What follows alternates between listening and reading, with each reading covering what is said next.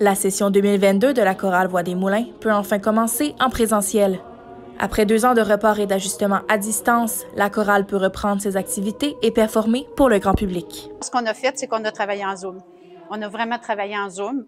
Fait que là, tous ceux qui étaient comme prêts à le faire, mais on avait des répétitions en Zoom. Moi, je leur envoyais vraiment du matériel, je leur faisais des vidéos, mais ça faisait au moins que les gens pouvaient se voir. Voix des Moulins est née en 1983 à Terrebonne et n'a jamais cessé de produire de magnifiques spectacles. Cette chorale, dirigée par Alexandra Bouliane, chante depuis plusieurs années des répertoires musicaux de tous les genres. Les membres du groupe vivent pour leur passion commune, le chant. Francis Gervais, un baryton depuis 7 ans, nous explique sa relation avec la chorale.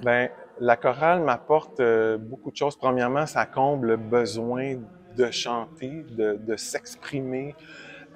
C'est tellement enrichissant de pouvoir aussi partager avec les gens, avec le public, parce que chanter, c'est partager quelque chose. L'arrêt brusque de l'activité a provoqué un effet néfaste sur les choristes de Voix des Moulins, puisque les effets du chant sur les humains ont longtemps prouvé être bénéfiques sur la santé mentale de ceux qui le pratiquent. Alexandra Bouliane a remarqué une hausse de motivation quand les activités ont repris en présentiel. Les gens étaient contents, il y avait tellement hâte de pouvoir se remettre à chanter, mais il y avait surtout hâte aussi de pouvoir retrouver le groupe, là, retrouver l'atmosphère, retrouver les liens qui sont importants. Plusieurs choristes expliquent que la chorale Voix des Moulins a des effets bénéfiques dans leur vie de tous les jours. Delphine Julien, soprano depuis 1 an, nous parle de son besoin de chanter. J'ai retrouvé une partie de moi qui est quand même essentielle, là, c'est dans mon essence, la musique et tout. Là, donc oui, je sens qu'il y a une partie de moi qui est un peu déconnectée, qui a reconnecté, disons ça comme ça. Là. La 50aine de choristes faisant partie de cette organisation sont ravis de recommencer à chanter tous les mercredis.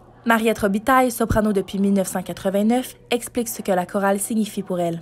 Un regroupement de personnes qui ont vraiment la même passion, qui ont un souci de partager la musique et qui créent ici une atmosphère très, très particulière de rapprochement entre les personnes. C'était Marianne Farley, Au courant, Terrebonne.